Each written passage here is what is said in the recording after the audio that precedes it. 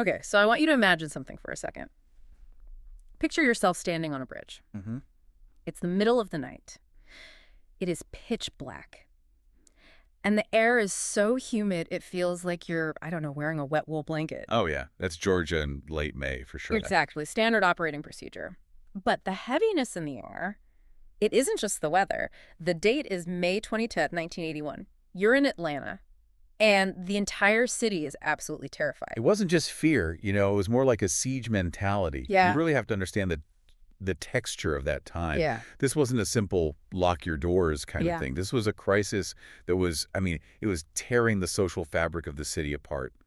For 2 years, children, specifically young black children, mostly boys, had been vanishing. Like gone. Gone. Disappearing from street corners, from running errands for their parents, right out of the front yards. Yeah. And then they would turn up dead. Asphyxiated.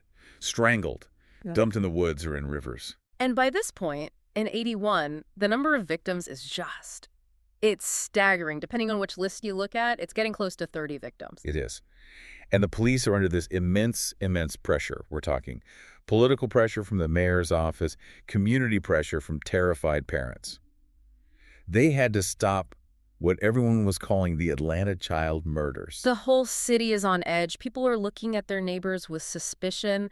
It's a level of civic terror that is almost impossible to describe today. And that brings us right back to that bridge, the James Jackson Parkway Bridge. Yeah. The police aren't just out on a random patrol. No. They are specifically staking out the bridges over the Chattahoochee River. They have this grim working theory that the killer is using the river to his advantage. Dumping the bodies to wash away forensic evidence? Exactly. Fibers, hairs, fingerprints, anything that could link him to the victim. So you have this surveillance team sitting there in the dark. It's just before 3 a.m., windows down, just listening. And then at roughly 2:50 in the morning, they hear it, a sound that just changes everything. A big loud splash. That's the exact phrase from the official reports. It wasn't a little ripple. It wasn't a fish jumping or a turtle sliding off a log. This was a heavy impact, something substantial hitting the water below. And almost immediately after that sound cuts through the silence, another sound, a car. A station wagon turns around on the bridge and starts to drive off. This is the moment. This is the catalyst for everything that follows. The police pursue the car. They pull it over. Mm-hmm. And the driver, he's in some spectral monster, some phantom. No, he's a 23-year-old local guy. A 23-year-old man named Wayne Bertram Williams. And from that second forward, the entire mystery of the Atlanta child murders shifts. It goes from who is doing this to did this specific guy do this? But that shift, it's not simple at all. And that is exactly why we're doing this deep dive today. Right. Because on one hand, you have the prosecution's narrative, which is very clear. Wayne Williams is the Atlanta monster. He's a serial killer who terrorized the city, was convicted of 2 murders, and then the authorities attributed more than 20 others to him. Case closed. But then you have this other hand, a story that just refuses to stay closed. You have Williams himself, sitting in prison for over 40 years, serving 2 life sentences, and maintaining his innocence the entire time. And it's not just him saying it. You have these persistent theories about a Ku Klux Klan cover-up, you have intense arguments about so-called trilobal fibers, and you have modern DNA tests that, well, they seem to cut both ways depending on how you look at them. Exactly. So what we need to do today is unpack all of it. Unpack the evidence that convicted him, which was, both groundbreaking and incredibly controversial for its time, and weigh it against these lingering doubts, these theories that suggest he might have been a scapegoat. A scapegoat for something much darker involving racial politics and maybe institutional failure. We're going to look at the biographical data, the actual trial records, some really interesting wiretaps that the jury never even got to hear. And of course, the post-conviction DNA testing from the 2000s, which really complicates the picture. We have to strip away the sensationalism, the monster monikers, and just look at the raw data. We really need to understand the fibers. Really understand the science of them and why it was so powerful in that courtroom. We need to look at the wiretaps. Yeah. And we have to look at how modern DNA testing can sometimes make a case more confusing, not less. So, yeah, buckle up. Because to understand what happened on that bridge, we first have to understand who exactly was driving that car.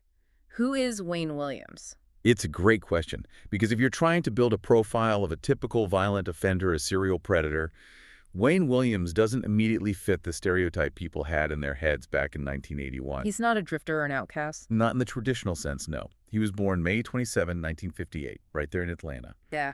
He was raised in a pretty stable middle-class neighborhood called Dixie Hills. And he had a solid family background, didn't he? He did. He was the son of two school teachers, Homer and Fay Williams.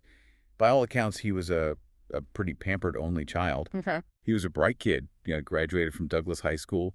But what's really fascinating about him is his personality, his interests.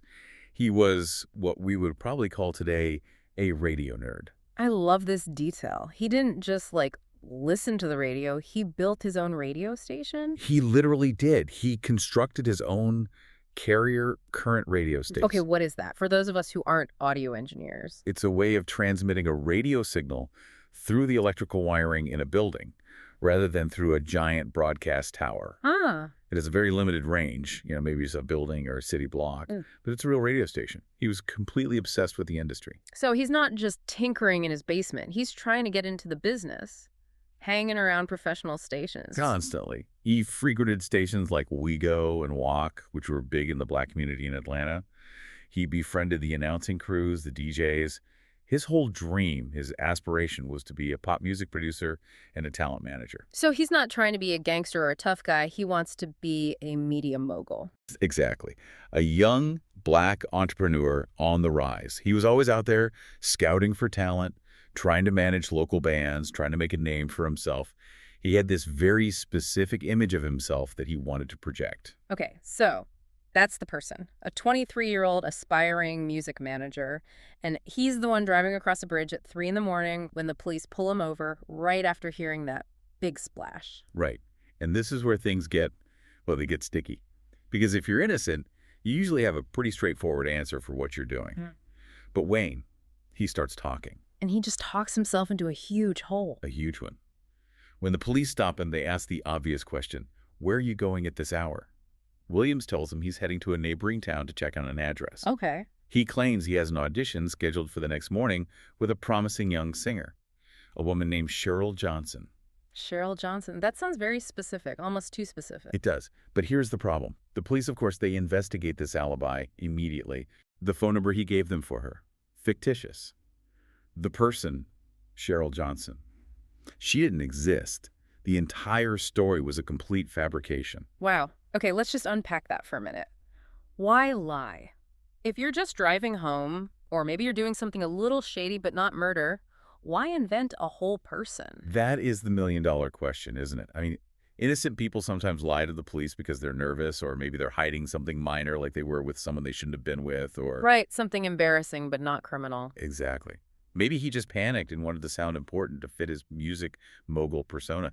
But in the context of a murder investigation, a fabricated alibi is just, it's devastating. It reads as consciousness of guilt. Completely. And it got so much worse very quickly because 2 days after that stop on the bridge, on May 24th, a body is found in the river. And this is Nathaniel Cater. Yes, Nathaniel Cater, 27 years old. His body was found floating in the Chattahoochee, downstream from that very bridge. And how long had he been missing? He'd been missing for 4 days.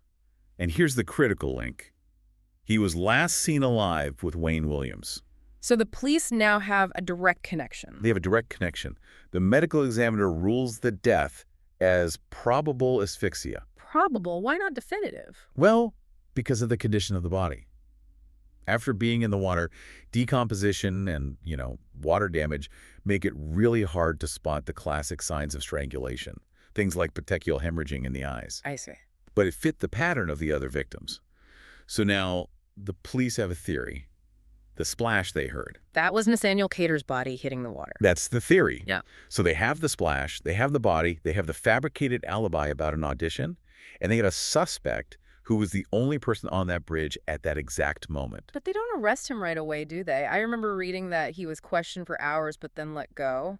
That's right. They brought him in for questioning on June 3rd and 4th, held him for about 12 hours at the FBI headquarters in Atlanta, but they released him. Why? Not enough to hold him. Not yet. But they did not stop watching him. He was placed under intense 247 surveillance. They basically glued a team of agents to his bumper. And this is when the monster monikers start to appear in the press. The Atlanta boogeyman, the Atlanta child killer. And Wayne Williams, he doesn't exactly lay low during this period, does he? He does the opposite. He actually held a press conference outside his own home to proclaim his innocence. That's a bold move. It's an incredibly bold move. And he volunteered information that the police hadn't even released to the public yet. He told the press that he'd taken 3 polygraph tests. And what did he say about the results? He announced that they were inconclusive. Wait. He told the public that his own lie detector tests were inconclusive. Why would you do that? Bizarre. His reasoning was that they would be inadmissible in court anyway, which is true. But it's one of those things where being legally smart doesn't always mean you're publicly smart. Right. It just makes you look suspicious. Yep. Or arrogant. Exactly. It made him look like he was confident in his ability to talk his way out of anything. But while he was busy talking to the press, the forensics team was quietly building a case against him. A case that would change the history of criminal trials. And this brings us right to the heart of it, Section 2, the fiber case. Because when people talk about Wayne Williams, they always talk about the carpet. Always. Sounds so mundane, you know? Carpet fibers. But this was the nail in the coffin, wasn't it? It really was. This was one of the first major American trials where fiber analysis wasn't just supporting evidence, it was the primary linkage. It was the star of the show. And you have to look at the sheer volume of it. It wasn't just 1 or 2 fibers. Not at all. By the end of the trial, prosecutors managed to link 19, that's 19, Right. 19 different sources of fibers and hairs from Williams's immediate environment directly to the victims. 19. Yeah. That's an overwhelming number. What kind of sources are we talking about? We're talking about everything. Fibers from his bedspread, from the bathroom, from a pair of gloves, from the trunk of his car, his clothes, and yes, most famously, from the carpet in his bedroom. But this wasn't just any carpet. This is the famous trilobal fiber. Tell us about that. What exactly are we looking at under a microscope? Okay, so when they make synthetic carpet fibers, they push the polymer through a nozzle, kind of like a pasta maker. Right. And the shape of that nozzle determines the cross-section shape of the fiber. Some are round, some are square, some are octagonal. The carpet in the Williams home had what's called a trilobal cross-section. What does that look like? It's shaped sort of like a 3-leaf clover, or maybe a radioactive symbol. And the prosecution's experts testified that this specific type of fiber in this specific color was incredibly rare. So finding the specific fiber on a victim is almost like finding a rare specific coin in their pocket that you know only Wayne Williams collects. That's a perfect analogy. The forensic scientists did an incredible job of sourcing it. They traced that specific fiber to a manufacturer called Wellman Inc., and then to a specific dye lot called Luxair, made by a company called West Point Pepperell. They got that specific. They did. Yeah. And then the prosecution brought in experts to do the math. They calculated how much of this specific carpet in this specific greenish color was sold in the entire Atlanta metropolitan area over a 10-year period. And what was the number? They argued that the probability of any random house in Atlanta having this exact carpet was minuscule, something like 1 in almost 8,000. So it's not impossible, but it's highly, highly unlikely. Highly unlikely. And to make it even worse for him, Williams tried to explain it away. During questioning, he claimed that the carpet in his house had been there for a long time. He said it was installed in 1968. Okay, why does that specific date matter? It matters because the manufacturer of that specific trilobal fiber, Wellman Inc., didn't even exist until 1971. Ouch. So he told a lie to try and create distance from the evidence. And the lie blew up in his face. It proved he was actively trying to mislead them. It just destroyed his credibility. If he just said, I don't know when it was installed, or my parents handled that, it might have been less damaging. But he gave a specific, provably false date. He walked right into a trap of his own making. And remember, it wasn't just the carpet. It was the dog hair. The family's German Shepherd. Right. They found hairs that were consistent with the Williams family dog on multiple victims, including a young man named Jimmy Ray Payne. So now you have a triangle of evidence building. You have the carpet fibers from the house. You have the dog hairs from the dog. And you have Williams's own presence at the bridge where a body was dumped. This allows the prosecution to invoke something called the product rule of probability. The product rule. Break that down. It's a statistical concept. If you have one coincidence, say the 1 in 8,000 chance of the carpet match, that's suspicious, but maybe plausible. But then you multiply the odds of that by the odds of the dog hair match. And then you multiply that by the odds of a fiber match from the trunk of his car. So each new piece of evidence makes the coincidence exponentially less likely. Exactly. The prosecutor argued that the combined mathematical probability of this all just being a random coincidence was something like 1 in 30 million. It was a number designed to be so large that the jury couldn't possibly believe it was anyone else. And on top of all this physical evidence, we can't forget his behavior, both before the trial and in the courtroom itself. It was disastrous for him. You mentioned he was this kind of radio nerd, maybe a bit arrogant. How did that play out when he was in front of a jury fighting for his life? Terribly. Mm-hmm. The trial began in January 1982, and Williams made the incredibly risky decision to take the stand in his own defense. Which is always a gamble. A huge gamble. At first, he was calm, collected, trying to project that intelligent, media-savvy persona. But the lead prosecutor, Joseph Drolle, he knew exactly how to push his buttons. He started poking at Williams' story, his inconsistencies, his failed music ventures. And Williams snapped. He didn't just snap. He completely alienated the jury. He became angry, combative, argumentative. He started calling the prosecutor names like fool. He came across not as a man wrongfully accused, but as someone with a volatile temper. Which is not the look you want when you're accused of strangling people. It's the worst possible look. For a jury that is trying to decide if this man was capable of strangling someone in a fit of rage, seeing that anger explode live in the courtroom, I mean, by all accounts, it was a major turning point in the trial. So on February 27, 1982, the verdict finally comes down. Guilty on both counts. The murders of Nathaniel and Jimmy Ray Payne. And the sentence. 2 consecutive life terms. But wait a minute, there were nearly 30 victims in this whole string of murders. He was only officially charged and tried for 2 of them, and they were both adults. That is a critical distinction, and it's a point of a lot of confusion. He was only formally convicted for the murders of 2 adult men, Cater and Payne. So why do we call them the Atlanta child murders if he was convicted for killing adults? Because the prosecution was allowed to introduce evidence regarding 10 other victims, mostly children, including an 11-year-old named Patrick Baltazar, to establish a pattern of behavior. So they were saying, look, the way these 10 other people were killed is so similar, the fiber evidence is so similar, that if we prove he did these 2, it strongly implies he did the others as well. That was the strategy, and it worked. Once he was convicted and sentenced, the Atlanta Police Department and the FBI effectively declared the entire Atlanta child murders case solved. Why? What was their public justification? It was simple and very powerful. The killing stopped. They said, look, we arrested Wayne Williams, and the body stopped appearing on the sides of roads and in rivers. Which you have to admit sounds incredibly convincing. It does.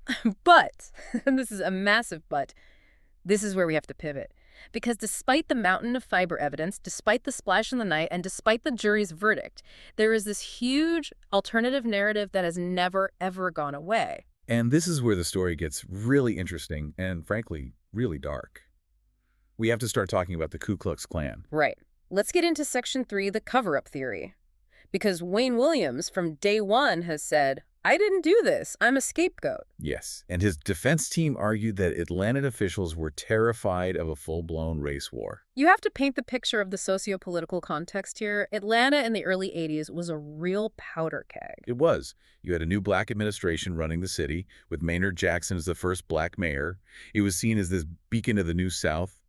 But you still had deep-seated, violent, white supremacist activity bubbling just under the surface, especially in the surrounding counties. So the theory goes, if it came out that a white supremacist group was systematically hunting and murdering black children, the city would burn. There would be riots on a scale that would make the 60s look small, the political damage, the social damage. It would have been catastrophic. So the alleged cover-up theory is, find a black suspect, any plausible black suspect, pin it all on him, calm the city down, and avoid the race war. That's the core of the theory.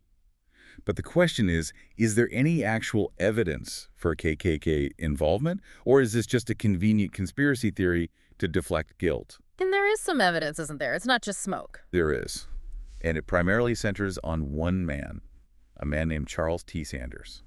Okay, so who is Charles T. Sanders? Sanders was a known white supremacist. He was affiliated with the KKK. And he wasn't just some random racist guy. He was actively on the radar of the Georgia Bureau of Investigation, the GBI. They were watching him. They were more than watching him. There were wiretaps. Wiretaps. Okay, now we're talking. What do they actually catch him saying? In a 1981 recording, Sanders was speaking to a GBI informant. He was recorded praising the killer. He allegedly said that the person responsible for the murders had, and I'm paraphrasing the sentiment here because the actual language was a horrific racial slur, wiped out 1,000 future generations of black people. That is absolutely chilling. That sounds like a motive. It certainly does. And it gets even more specific. There was an article in Spin magazine in 1986 where an anonymous friend of Sanders's came forward. This friend claimed that Sanders had actually taken credit for the murders and said that his brothers were also involved. He took credit for it. So if they had him on wiretap praising the killer and a witness saying he confessed, why on earth didn't they go after him harder? Well, the official story is that Sanders and his brothers were brought in for questioning, and they all passed lie detector tests where they denied any involvement. Hold on a second. Wayne Williams had inconclusive lie detector tests, and the police used that against him. He even announced it himself. But Sanders and his brothers pass a lie detector test, and they're just off the hook. That seems inconsistent. That is the exact point the defense has made for 40 years. They argue it's a glaring double standard. And there's another bizarre, almost unbelievable coincidence here. What's that? Sanders allegedly mused to his friends about how lucky he was that the police were focused on Williams. And do you know why he considered himself lucky? I'm afraid to ask. Because Charles T. Sanders, the KKK-affiliated white supremacist, also owned a white German Shepherd. You have got to be kidding me. And according to reports and sources from that time, he also had carpet in his home that was reported to be of a similar type and color to the fibers found on the victims. So let me get this straight. You have a known KKK member who openly expresses hatred for the victims, praises their killer, potentially confesses to a friend, and he just happens to own the same rare breed of dog and have similar carpet to the main suspect. That is the allegation. That is the foundation of the cover-up theory. The idea is that once the police and the FBI zeroed in on Williams, the Klan realized they had a perfect way out. Yeah. As that anonymous friend in the Spin article put it, once it was pinned on Wayne Williams, they were through. They were off the hook. It sounds like the plot of a John Grisham novel, but this was the real-life defense. So what happened to the investigation into Sanders? It was eventually officially closed in July of 2006. They effectively said, we looked into it, and there's nothing here. But for a lot of people, closed doesn't mean resolved. Not at all. And that feeling, that lingering doubt, is what brings us into the modern era of this case. Because science, unlike police investigations, doesn't stand still. In the 2000s, we started getting access to DNA technology that was pure science fiction in 1981. Right. So this brings us to Section 4, Modern Science versus Old Convictions. Williams and his legal team have been fighting for appeals for decades. So in the 2000s, they finally get some DNA testing done on the evidence. What did they find? The first major round of testing was in 2007. The FBI agreed to test 2 human hairs that had been recovered from the body of one of the victims. Now, before we get into the results, it's really important to understand the difference between 2 types of DNA. Okay, let's break that down. There's nuclear DNA and there's mitochondrial DNA. Nuclear DNA is the one we always hear about on TV shows, right? It's unique to you, like a genetic fingerprint. Correct. Nuclear DNA comes from both of your parents. It's found in the nucleus of the cell, and unless you have an identical twin, it's yours and yours alone. Okay, and mitochondrial. Mitochondrial DNA, or mDNA, is different. It's found in the mitochondria of the cell, and you inherit it only from your mother. It's not unique to a single person. It's shared by everyone along that same maternal line. So I would have the same mitochondrial DNA as my mother and my sister and my grandmother on my mother's side. Exactly, which means it's less source for making a positive identification. You can't say this hair belongs to John Smith, but it is incredibly powerful for exclusion. Meaning if the mtDNA doesn't match, you know for a fact it's not from that person or anyone in their maternal family line. Precisely. So back to the 2007 test. They test the mtDNA from the 2 hairs found on the victim. What do you think they found? Well, if it exonerated him, we'd probably know about it, so I'm guessing it didn't. It did not. The DNA sequence they found was rare. It eliminated 99.5% of the general population, and it eliminated 98% of the African-American population for being the source of that hair. But it matched Wayne Williams. So it didn't prove 100% that it was his hair, but it proved that he falls into that tiny 2% of African Americans who could have been the source. That's right. For the defense, they can say, see, it's not a unique match. But for the prosecution, they say, when you combine this with the 30 million to 1 odds of the fiber evidence, the probability starts to stack up against him again. And it didn't stop there. There was more testing in 2010. Yes, on evidence from the Patrick Baltazar case. Remember, the 11-year-old victim, who wasn't part of the original murder charges, but was used to show that pattern of killings. Right. What did they test? They found 2 scalp hairs on Baltazar's body. They ran the mtDNA on those. The result was a sequence that was found in only 29 out of 11,148 samples in the FBI's existing database. Good. And again, it matched Wayne Williams. That's very tough to explain away if you're the defense. Two different victims, years apart, and hairs consistent with your rare DNA profiler on both of them. It is. And they even went back to the dog. The German Shepherd. The German Shepherd. In 2007, the veterinary medicine lab at UC Davis, which is one of the best in the world, tested non-human hairs that were recovered from Baltazar's body. And did they match the Williams family dog? They did. The mitochondrial DNA sequence from the hairs on the body matched the sequence from the Williams family dog. But again, there is a caveat. It's dog mtDNA, so it's not unique. Right. The lead scientist on that study said the specific genetic sequence they found occurs in about 1 in every 100 dogs. He called the match fairly significant, but not conclusive proof. So, on its own, having a dog with that DNA isn't a crime. 1 in 100 is actually pretty common. If you go to a dog park, you might find another dog with that exact sequence. You might. But this is the so what moment for the prosecution. You have to look at the totality of the evidence. What are the odds that a man is on a bridge at the exact moment a body is dumped, lies about his alibi, has incredibly rare carpet fibers that match the victims, has his own rare DNA profile consistent with hairs on the victims, and has a dog with a fairly significant DNA profile consistent with hairs on the victims? When you stack it all up like that, the coincidence theory just starts to crumble under the weight. It does. However, the defense got a bit of a boost in 2015. What happened then? The Department of Justice, in partnership with the FBI, released a massive study, and it was a bombshell. It admitted that microscopic hair analysis testimony by FBI examiners in the 80s and 90s, Right. well, it often failed to meet professional standards. Meaning what? They were lying. Not necessarily lying, but overstating the certainty of their findings. They would testify in ways that implied a hair match was a unique identification, like a fingerprint, when scientifically it isn't. The DOJ admitted that this flawed testimony had been used in thousands of cases. So the defense team for Williams can now say, see, the foundational science of your case was junk. The hair analysis was flawed from the start. And that's exactly what they argue. But the prosecution's response is, the microscopic hair comparison was just one small piece of a massive puzzle. Even if you throw it out entirely, the rest of the fiber evidence, the DNA evidence, and the circumstantial evidence all still stand. Which brings us to the lingering questions. Because even with all this science, if the evidence is so seemingly overwhelming, why do so many people, and not just conspiracy theorists, still feel like justice wasn't really done here? That is the gut check problem of this entire case. And it brings us to our last section here, Section 5, Public Opinion and the Pervasive Doubt. You have these incredibly prominent, thoughtful voices raising questions, like the author James Baldwin. The great James Baldwin. In 1985, he wrote a whole book about this, right? The Evidence of Things Not Seen. He did. And he was profoundly skeptical. He looked at Wayne Williams, this articulate, nerdy son of 2 black school teachers, and he just couldn't reconcile that image with the image of a monster who was preying on poor black children from the other side of the tracks. He saw a disconnect. A huge one. He raised these profound questions about whether the justice system needed a conviction more than it needed the absolute truth. And it wasn't just intellectuals like Baldwin.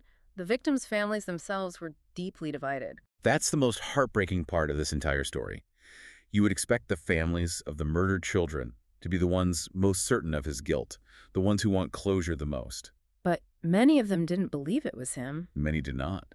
Several of the parents were very outspoken, saying they felt the police just wanted to close the cases, declare victory, and move on.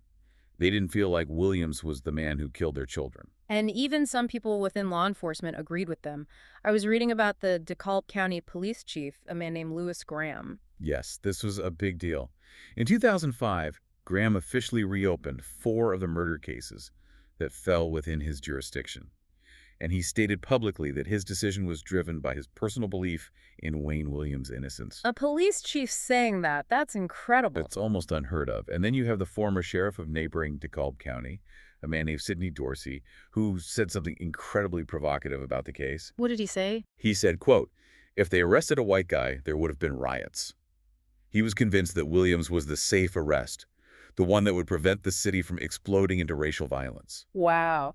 So this doubt isn't on the fringes, it's coming from inside the system itself. It is. Which leads us to 2019. We have a new mayor in Atlanta, Keisha Lance Bottoms, and a new police chief, Erica Shields. And they make a massive announcement. They're going to re-examine and retest all the evidence in the Atlanta child murders cases. This was a huge moment. A huge moment. And Mayor Bottoms was very clear about the motivation. She said, "It may be there is nothing left to be tested, but I do think history will judge us by our actions, and we will be able to say we tried." The goal was to apply all the latest modern technology to this decades-old evidence to see if a definitive answer could finally be found. Has anything new come out of that re-examination yet? It's still an ongoing process. These things take an incredible amount of time. But interestingly, right as this re-examination was getting started, new accusations against Williams surfaced. In 2019, after all this time. Yes. In 2019, two men, their names were Derwin Davis and Isaac Rogers, they came forward publicly. And what did they claim?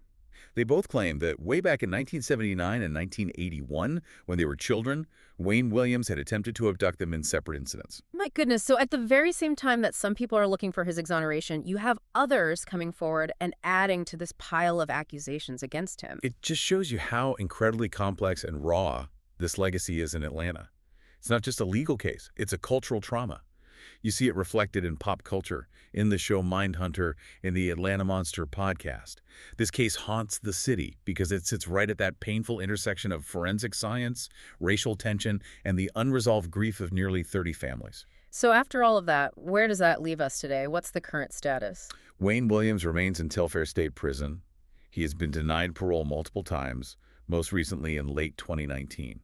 He won't even be eligible to be considered for parole again until November of 2027. And he is still sitting there, over 40 years later, insisting he didn't do it. And the state of Georgia is still insisting, just as strongly, that he did. Okay, so let's try to wrap this up. After going through all of this, what is the main takeaway from this deep dive? I think it's a paradox. At the end of the day, you have a man who was convicted on a mountain of circumstantial and, at the time, cutting-edge forensic evidence. Fibers, dog hair, his timing on the bridge, his lies to the police. And the undeniable fact that the string of killings stopped the moment he was taken off the street. That is a very powerful narrative. An incredibly powerful narrative. But on the other side of the paradox. On the other side, you have this persistent whisper of what if? What if the KKK involvement was real and was actively covered up to keep the city from imploding? What if Williams was involved in some of the murders, but not all of them? What if the terrifying reality is that a serial killer and a racist hate group were both operating in the same city at the same time, preying on the same vulnerable population? That is a truly terrifying thought. The idea of two distinct evils operating in the same space. It is. But that may be the reality of the Atlanta child murders. It was a chaotic, terrifying time, and there may not be one neat, single answer that explains everything. It just keeps bringing us back to that one moment on the bridge, that one loud splash, and then the silence that followed. Indeed. So I want to leave you with a final thought to mull over. We focus so much on the fiber evidence, the DNA, the complex science of it all, but I want you to consider this. In a case where the monster fits the forensic profile so perfectly, the carpet, the dog, the location, but fits the community's intuition so poorly, is the silence after his arrest absolute proof of his guilt? Yeah. Or is it simply proof that once the police had their man, they just stopped looking for anyone else? That is the question that 40 years later, history is still trying to answer. Thanks for listening to this deep dive. Stay curious and keep questioning the narrative. Until next time.